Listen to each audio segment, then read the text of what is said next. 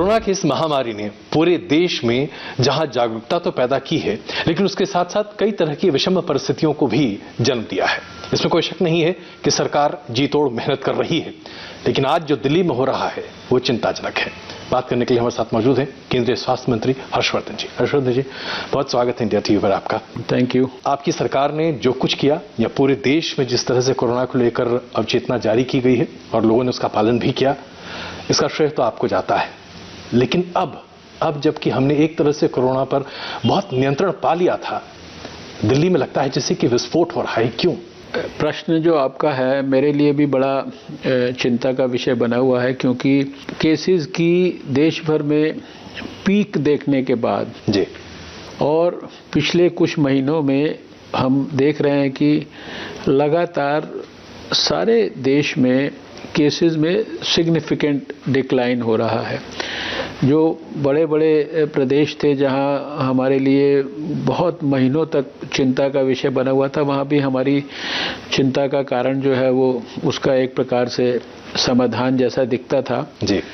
और अभी कुछ एक स्टेट्स अभी और हैं जिनमें थोड़ा सा बीच बीच में अभी भी कुछ केसेस वगैरह ज़्यादा हो रहे हैं। वहाँ पर हम लोग अपनी टीम्स वगैरह भी भेज रहे हैं, आजकल में ही टीम्स भी जा रही हैं 2-3 जगह पे। लेकिन दिल्ली हमारे लिए निश्चित रूप से एक चिंता का विषय इसलिए बनता है क्योंकि ये भारत की राजधानी है। यहाँ पर सबसे ज़्यादा आवागमन है दोनों तरफ। दिल्ली से लोग बाहर भी जाते हैं, बाहर से लोग दिल्ली में भी आते हैं। और जैसे अभी ट्रैवल वगैरह भी ये सब की दृष्टि से भी नेशनल इंटरनेशनल हर तरीके से कैपिटल है, तो उसका अपना एक महत्व है। कैपिटल में अगर स्थिति खराब होती है तो उसका मैसेज भी जो है बहुत ज़्यादा एक डैमेजिंग मैसेज है। जो भी हमारे स्तर पर प्रयास हो सकता है, देखिए हमारे लिए ये 11वां महीना है इस कोविड के खिलाफ जंग का। इसी मंत्रालय में, इसी निर्माण भवन में पहली मीटिंग 8 जनवरी को हम लोगों ने आयोजित की थी एक्सपर्ट्स की, और अभी ये 11वां महीना शुरू हुआ है। इस बीच में दिल्ली में आप जानते हैं कि बीच में भी एक ऐसी स्थिति आई थी कुछ महीने पहले जब बहुत ज़्यादा दिल्ली की स्थिति खराब हुई थी। उस समय भी केंद्र सरकार को इंटरवीन करना पड़ा था। प्रधानमंत्री जी ने एक मीटिंग में हम लोगों को निर्देश दिया कि जो गृह मंत्री जी और स्वास्थ्य मंत्री दोनों मिलकर जो है दिल्ली के सभी मंत्रियों और अधिकारियों के साथ, लेफ्टिनेंट गवर्नर के साथ मिलके रिव्यू करें, जो सहायता करनी है करें, जो प्लानिंग करनी है करें, अपने सारे एक्सपर्ट्स हम इनके साथ लगाएं। और आप जानते हैं कि कुछ महीने पहले वो सारा प्रक्रिया हुई। लगातार केंद्र सरकार की तरफ से मदद की पेशकश है, तो क्या आपको लगता है कि राज्य सरकार की तरफ से कहीं लापरवाही हुई है या ये जनता के बेरुखी की वजह से? अभी इसमें खाली ये कहना तो मैं उचित नहीं समझूंगा कि किसी तरह की सरकार की ही लापरवाही से ये हुआ है, लेकिन मल्टीपल फैक्टर्स हैं। लोगों के द्वारा भी कोविड एप्रोप्रिएट बिहेवियर उसको अपनाने में और उसको वो ठीक से अपनाए, उसको लागू करने में मैं ज़रूर समझता हूँ कि सरकार का भी एक बहुत बड़ा जिम्मा होता है और उसको कंसिस्टेंटली उसको प्रेस अपॉन करने की ज़रूरत होती है। फिर मैंने तो पहले भी फोरवॉर्न किया था कि जब ये फेस्टिवल्स आएंगे और इम्पेंडिंग एक प्रकार से सर्दी आ रही है, फिर दिल्ली में एक और भी कॉम्प्लिकेशन रहता है जो इन महीनों में आ जाता है, अक्टूबर, नवंबर, दिसंबर में, कि यहाँ पॉल्यूशन बढ़ जाता है। ये सब एक तरह से एग्रीवेटिंग फैक्टर्स हैं और इन सब चीज़ों को पहले से इनका एप्रीहेंड करके और इनके हिसाब से स्ट्रैटेजीज़ को और स्ट्रेंथन करना चाहिए था। और जो चीज़ें पिछली बार ठीक करने के लिए जो कुछ लागू किया गया उसमें किसी किस्म की कोई कोताही नहीं होनी चाहिए। दिल्ली जैसी जगह तो कोई ढील जो है ना वो अफोर्ड नहीं कर सकती। मंत्री जी, अब सवाल ही उठता है कि अगर इस तरह से बार बार केंद्र सरकार को दखल देकर चीज़ों को दुरुस्त करना पड़ेगा, तब तो स्थिति में कभी सुधार आ ही नहीं सकता और ये स्थिति तो बहुत खराब होगी, खास करके आम जनता के लिए भी। जहाँ तक केंद्र सरकार का प्रश्न है, हमारा जो धर्म है उस धर्म को हम पहले दिन से 8 जनवरी से पूरी ईमानदारी और पूरे प्रामाणिकता से और बिना किसी भी प्रकार के प्रेजुडिस या बायस के हम उसको अपना रहे हैं। सारे स्टेट्स को हमने तो 17 जनवरी से ही गाइडलाइंस डिटेल्ड देनी शुरू की है। पता नहीं कितनी प्रकार की, खाली एडवाइजरीज नहीं, हमने फाइनेंशियल सपोर्ट से लेकर पीपीई किट्स, N95 मास्क, दवाइयाँ, वेंटिलेटर, टेस्टिंग की किट्स, लैब्स की कैपेसिटी, लैब्स का नंबर, ये सारा कुछ एनहेंस करना, डेडिकेटेड बेड्स, आईसीयू बेड्स, जो कुछ हम दे सकते हैं। तो ऐसी परिस्थिति के अंदर जो दिल्ली में जो स्थिति, लेकिन अब मैं ये आशा करता हूँ, क्योंकि हम लोग पूरा बहुत स्थिति पे पैनी निगाह भी रखे हुए हैं, हर लेवल पर सपोर्ट भी हम कर रहे हैं। हमारे जो national centre for disease control है वो सारी दिल्ली के लोगों की ट्रेनिंग्स कर रहा है। ट्रेनिंग्स के साथ साथ जो टीम्स बनाई गई हैं, चाहे वो प्राइवेट हॉस्पिटल्स के मुआयने के लिए हो या ऐसे में एक सवाल है जो कि कुछ विशेषज्ञ उठा रहे हैं। लोगों का कहना है कि चूंकि फेस्टिव सीजन था, बड़े बड़े त्योहार हैं, ऐसे में सेमी लॉकडाउन जैसी स्थिति को रखना ज्यादा बेहतर होता और अगर सरकार ने इस बाबत विचार किया होता तो ज्यादा अच्छा होता। क्या आपको लगता है कि सेमी लॉकडाउन जैसी स्थिति अगर की गई होती तो बेहतर होता? देखिए, जब लॉकडाउन जिस स्टेज में आवश्यक था, लॉकडाउन देश ने किया, बहुत बोल्ड डिसीजन था, प्रधानमंत्री जी ने उस समय उसको लिया और उस बोल्ड डिसीजन से पहले देखिए एक्सपेरिमेंट भी किया, बड़ा इनोवेटिव जनता कर्फ्यू लगाया, सारे देश को इन्वॉल्व कर लिया, उसका मानसिक स्थिति तैयार की। उस लॉकडाउन का उस समय कितनी सारी स्टडीज़ ने बताया कि उसके कारण कितनी लाखों डेथ्स प्रिवेंट हुई और कितने सारे उसमें लाखों केसेस जो है एक तरह से नहीं हुए। लेकिन उसके बाद जब अनलॉक करने का डिसीजन था, वो भी बहुत बोल्ड भी डिसीजन था, ज़रूरत की भी, क्योंकि लोगों के लिए दोनों बातें ज़रूरी हैं। लोगों को कोविड से उनकी सुरक्षा करना और उनकी रोज़मर्रा की ज़िंदगी, उनका जो अपने घर का पालन पोषण करने के लिए, अपना काम धंधा करने के लिए, ज़िंदगी का गुजारा करने के लिए और जितने उसके इकोनॉमी के साथ जुड़े हुए पहलू पक्ष थे, उन दोनों के बीच में बैलेंस स्ट्राइक करने के लिए आइडियल समय पे फेज्ड मैनर के अंदर अनलॉक किया गया देश में। वो भी बहुत बोल्डली किया गया। अब उस अनलॉक के साथ साथ जो गाइडलाइंस और जो सारी चीज़ें दी गई हों, उनको बहुत गंभीरता से पालन कराना स्टेट्स के लिए वो भी आवश्यक था। और आपने देखा कि अनलॉक के अंदर रिलैक्सेशंस के बावजूद भी उस समय की सारी परिस्थितियों के अंदर जो कुछ मदद के लिए, अभी इतना बड़ा माइग्रेंट लेबरर्स का क्राइसिस आया, लेकिन जब ज़रूरत पड़ी तो भारत सरकार ने 65 लाख जो हमारे मजदूर भाई थे उनको ट्रेन से उनके घरों तक पहुंचा दिया और वहां पर भी सारी प्रिकॉशंस ली। तो उस सब के बावजूद जो है आपने देखा कि देश में अनलॉक के बावजूद अगर सारे देश के अंदर केसेस में डिक्लाइन हो सकता है तो फिर दिल्ली में क्यों नहीं हो सकता? दिल्ली को भी हमने, ये लापरवाही आपको लगता है कि राज्य सरकार बरत रही है? जैसे मैं अगर आपके सामने कुछ राज्य सरकारों की बात कहूं, पश्चिम बंगाल बार बार ये कहता है कि सही तरह से चीजें नहीं की जा रही। अब जैसे दिल्ली की बात करते हैं, पंजाब की बात करते हैं, वो तमाम राज्य जहां पर भारतीय जनता पार्टी की सरकारें नहीं हैं, वो सीधे तौर पर केंद्र सरकार को जिम्मेदार ठहराती हैं। देखिए, ऐसा है कि मैंने 11 महीने में इस विषय को ना तो राजनीतिक दृष्टि से कहा है, ना ही देखा है, ना ही अपना जो कर्तव्य है उसको राजनीतिक दृष्टि से कहीं भी उसको बायस होने की कोशिश करने दिया है। और मैंने कभी इस तरह से सरकारों को ब्लेम नहीं किया। मैं मानता हूं कि सभी सरकारों को खुद आत्मचिंतन करके हमने पूरे निरपेक्ष भाव से सारे सरकारों को मदद किया है। हमने ये तो देखा नहीं कि ये सरकार बीजेपी की है। अगर बीजेपी की सरकार ने अच्छा काम किया तो हमने उसकी भी तारीफ की है।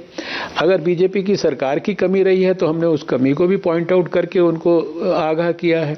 और जो आज दूसरी सरकारें भी मान लीजिए अच्छा काम करके, अब किसी सरकार ने बड़ी तकलीफ होने के बावजूद भी अगर इम्प्रूव किया तो हमने उस एक्टिविटी को भी तारीफ किया है।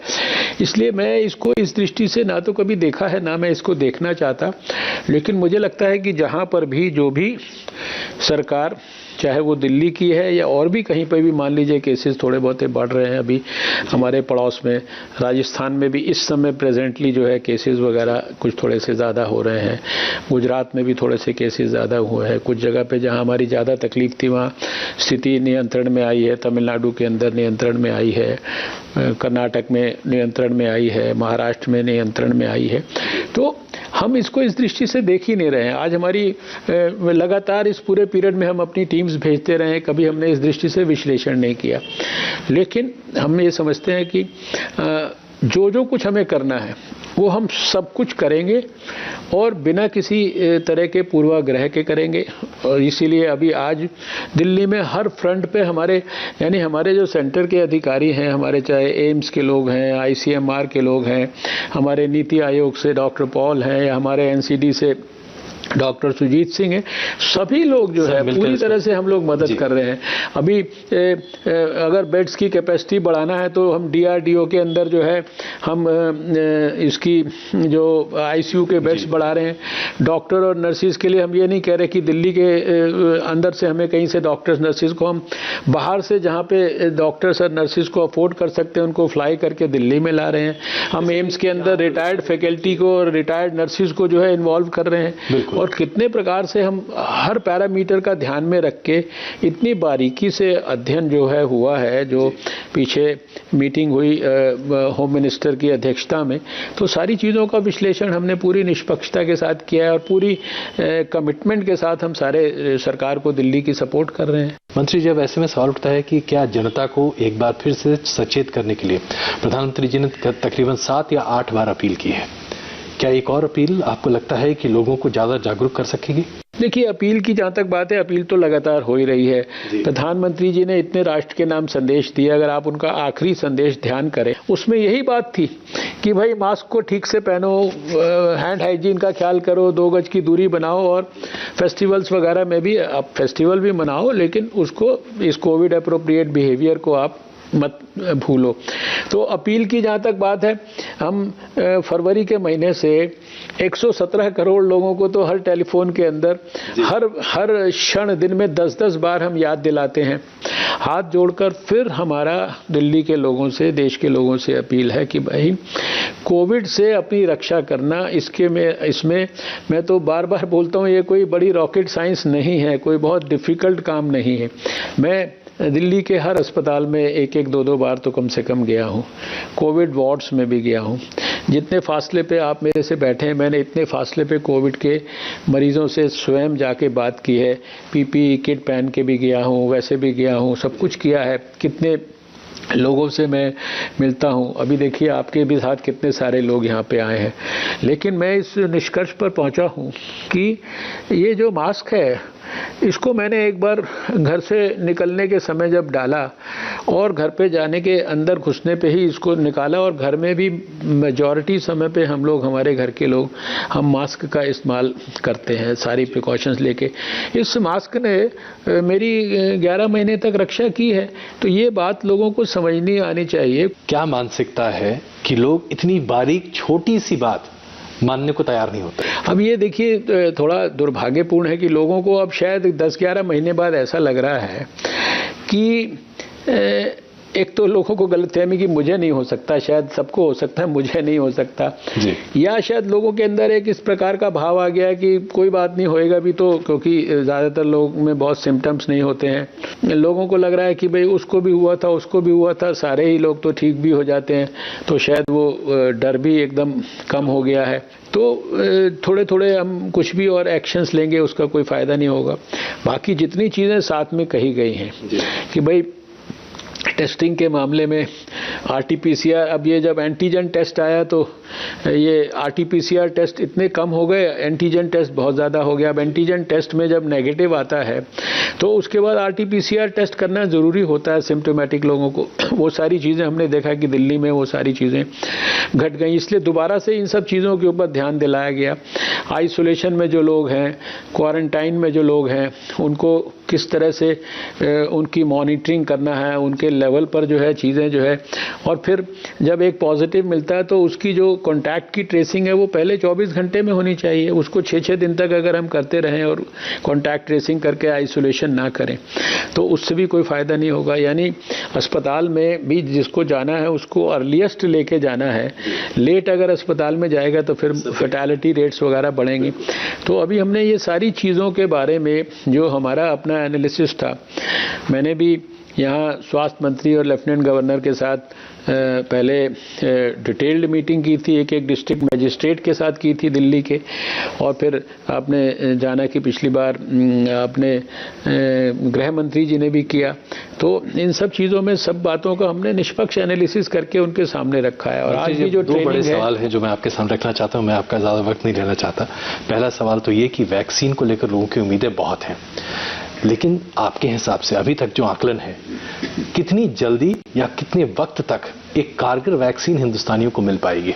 देखिए, वैक्सीन के बारे में मैं समझता हूं कि दुनिया में जितना काम हो रहा है उसमें भारत दुनिया से, पहली बात तो मैं बता दूं, कहीं पीछे नहीं है। भारत दुनिया के बराबरी में काम कर रहा है।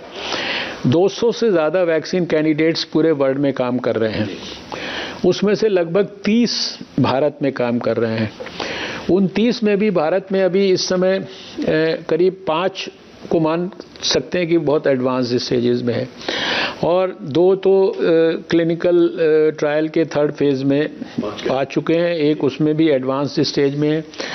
ज़्यादा अगर मैं डिटेल में ना जाऊं तो मोटा मोटा मैं ये कह सकता हूं कि मुझे उम्मीद है कि जैसे 2021 शुरू होगा तो शुरुआती 1-2-3 महीनों में हमें वैक्सीन मिलनी शुरू हो जाएगी।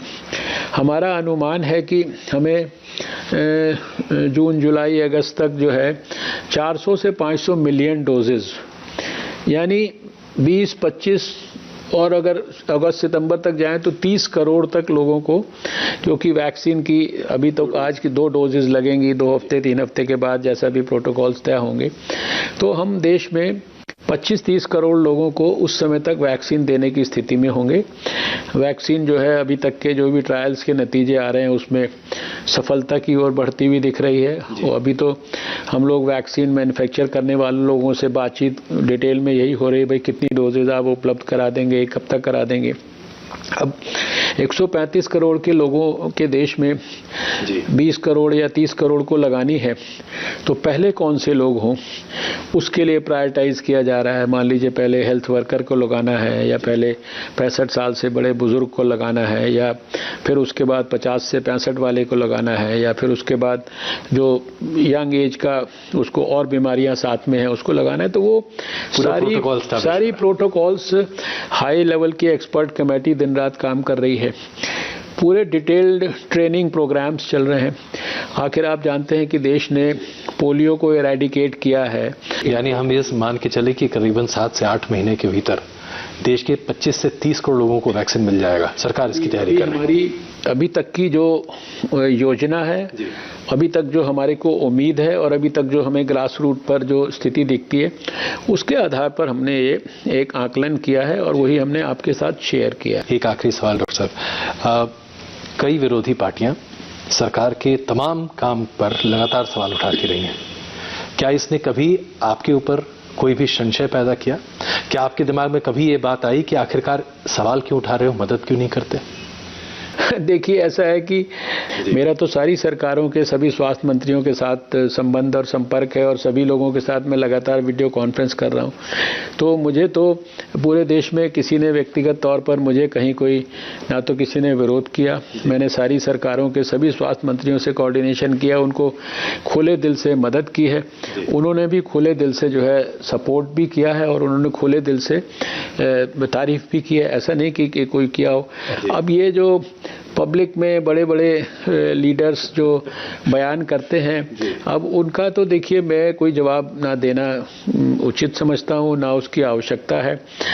हमें इतना पता है कि प्रधानमंत्री नरेंद्र मोदी जी के नेतृत्व में पूरी प्रामाणिकता के साथ भारत की सरकार ने total government approach, total societal approach, सबको इन्वॉल्व करके बिना किसी भी तरह के प्रेजुडिस और बायस के कोविड के संकट से देश को निकालने के लिए, कोविड से लोगों की रक्षा करने के लिए पूरे हृदय से, मन से, आत्मा से काम किया है और वो हम करते रहेंगे। हर्षवर्धन जी, बहुत धन्यवाद इंडिया टीवी से बात करने के लिए और आपके प्रयास फलित हो यही आशा है। बहुत धन्यवाद। Thank you so much. Thank you.